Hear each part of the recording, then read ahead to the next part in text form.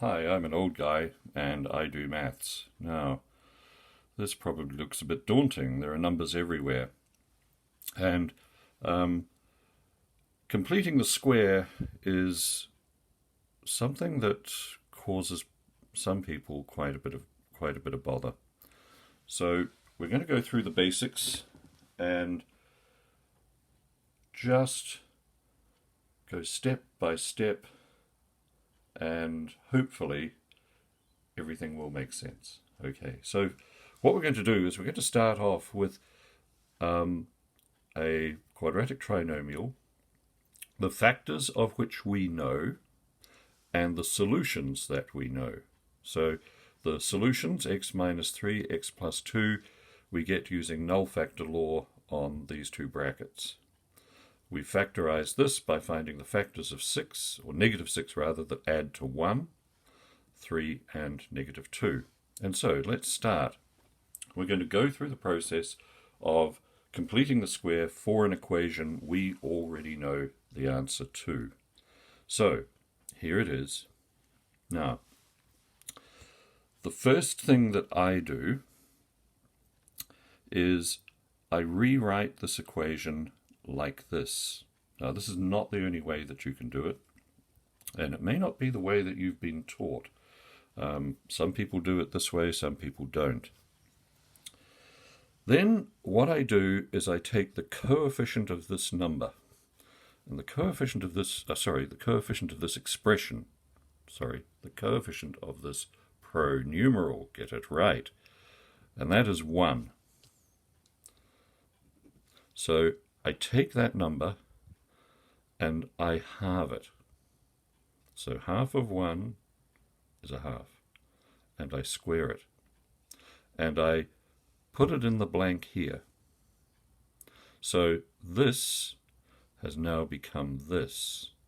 And because I added this to this side of the equation, in order to keep this equation in shape, an equilibrium, I have to add it to this side as well.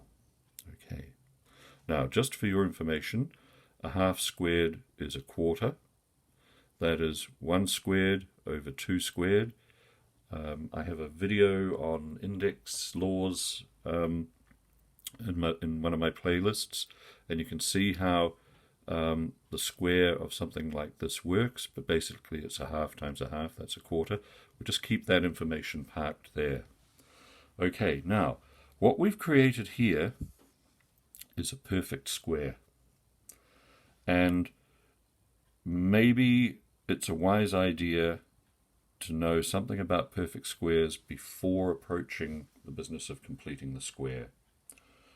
Anyway, we have a perfect square here, which means that we can rewrite this part of the equation like this.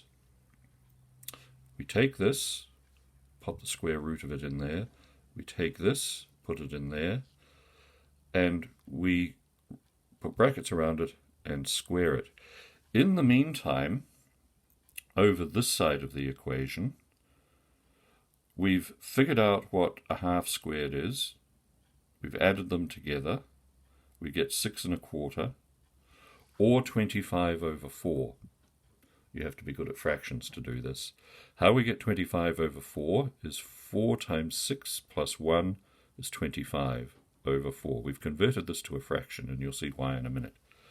So now we can say that x plus a half all squared is equal to 25 over 4. Let's move on. Right, so we take the square root of this side, and that is x plus a half. So we've taken this, which is a perfect square, which we created. We've rewritten it as this, and then we take the square root of it. We take the square root of this side, because we took the square root of this side. The square root of this side is 5 over 2. Ooh, look who's made a mistake. 5 over 2. Something went wrong in the editing process. The square root of 25 is 5. The square root of 4 is 2, not 4. And that is plus or minus because we don't know whether this is the result of two negative factors or two positive factors. But just to repeat and rub in my mistake, the square root of 25 over 4 is 5 over 2. Everybody makes mistakes. Expect to do this. X is equal to negative a half plus or minus 5 over 2. How did this happen? Well, what we wanted to do was we wanted to get x on its own. So we simply subtracted a half from here and from here. So the half has gone from here. We are looking at x on its own. X is equal to negative a half plus or minus 5 over 2.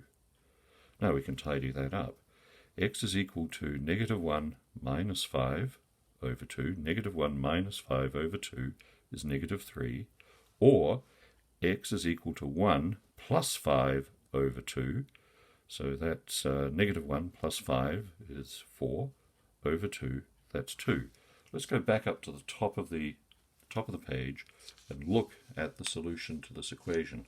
We already knew the solution, so we've been working towards something that we know, which is a good way to start out on completing the square.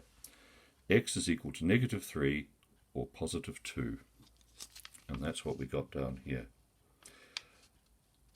Errors and omissions accepted, as they say. Learn from this. Everybody makes mistakes. See you next time. Thanks for watching.